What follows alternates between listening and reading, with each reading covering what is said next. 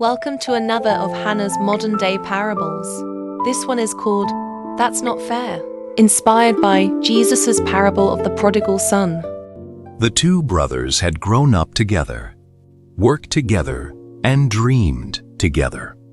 Their father was a successful businessman who built his company from the ground up through hard work, sacrifice, and determination. He had created a business that provided not only for himself, but for his family as well. As the years passed, he decided to divide portions of his wealth between his two sons. Both sons received equal shares. The oldest son was grateful. He loved working alongside his father and learning the business. He admired his father's wisdom and was content, building upon what had already been established. The younger son, however, wanted something different. He loved his father, but he longed for freedom. He wanted to build something of his own. He wanted to make his own mark on the world. While his older brother found comfort in staying close to home, the younger brother dreamed of distant cities, exciting opportunities, and the chance to prove himself. Eventually, he packed his bags. His father hugged him tightly before he left. "Be careful, son." "I will, Dad." The older brother stood quietly nearby. Part of him admired his brother's courage. Another part wondered why anyone would leave what they already had.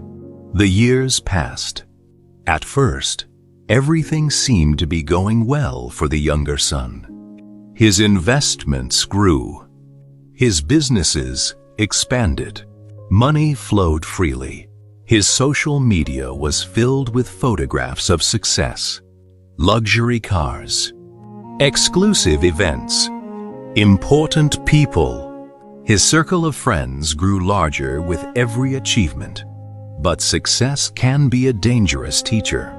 The more money he made, the more risks he took, the more confidence he gained, the less advice he sought. One failed investment became two. Two became five. Soon, entire business ventures collapsed. Debt mounted. Opportunities disappeared. The friends who once praised him suddenly became difficult to reach. Phone calls went unanswered. Messages remained unopened. Invitations stopped arriving. One by one, they disappeared. Not because they didn't love him, because they loved what he could provide. The young man eventually found himself sitting alone in a tiny apartment with overdue bills scattered around him. The money was gone. The businesses were gone. The status was gone. Even the people he thought cared about him were gone. For the first time in his life, he had nowhere to turn. Then he thought of home. Shame filled his heart. How could he return? What would his father say? What would his brother think? For days, he wrestled with his pride. Finally, he made a decision. "I'll go home," he whispered, "but I won't ask for anything. I'll simply ask Dad for a job. I'll start at the bottom and earn back his trust." When he finally arrived, he stood nervously outside the company headquarters his father owned.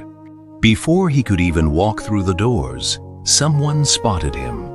Word quickly reached his father. The older man rushed from his office. Employees watched in amazement as he ran across the car park. The father threw his arms around his son. Tears streamed down his face. "You're home," he cried. "Dad, I'm sorry." "You're home." The young man lowered his eyes. "I lost everything. I know. I made terrible decisions. I know. I don't deserve to be called your son." His father smiled. "You never stopped being my son." The father immediately organized a celebration. Employees decorated the venue. Music filled the building. Food was prepared. The father wanted everyone to know his son had returned. But not everyone was celebrating. The older brother stood at the back of the room watching. The longer the party continued, the angrier he became. Finally, he could remain silent no longer. He stood and addressed the room. "Really?" The music stopped. Everyone turned. "This is what we're celebrating." His younger brother looked down. The father remained silent. The older brother continued. He took his inheritance. He left. He ignored your advice. He wasted everything. He made reckless business decisions. He trusted the wrong people. And now we're throwing him a party because he failed? The room fell silent.